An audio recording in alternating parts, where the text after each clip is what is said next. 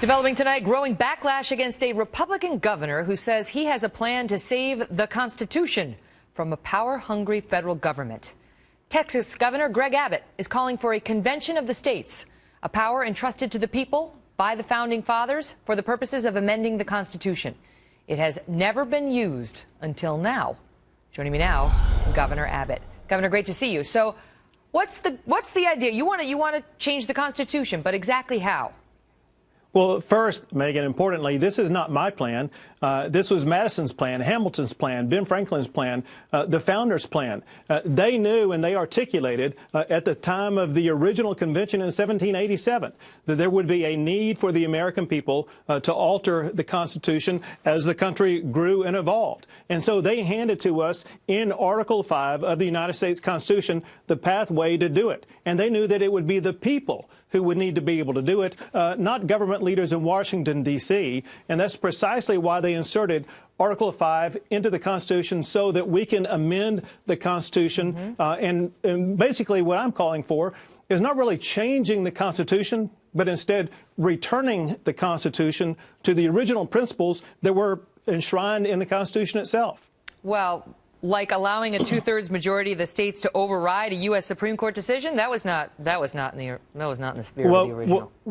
Well, Megan, what was not in the Constitution and what would come as a great surprise to Madison and Hamilton is the way the Supreme Court justices amend the Constitution. Think about this. There are 27 amendments to the United States Constitution that were passed and ratified by the United States of America. However, that said, the Constitution is amended every single year by just 5 people who wear robes on the United States Supreme Court.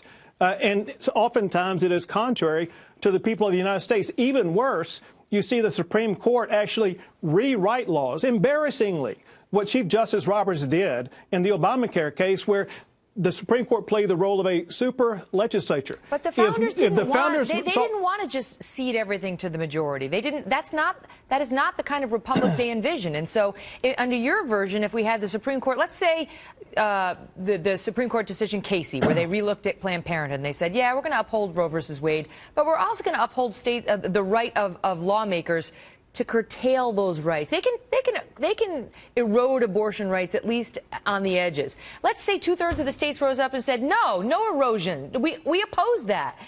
Then it would just be the will of the majority as opposed to the Supreme Court telling us. It was clear from the founders and what they imbued in every paragraph of the United States Constitution.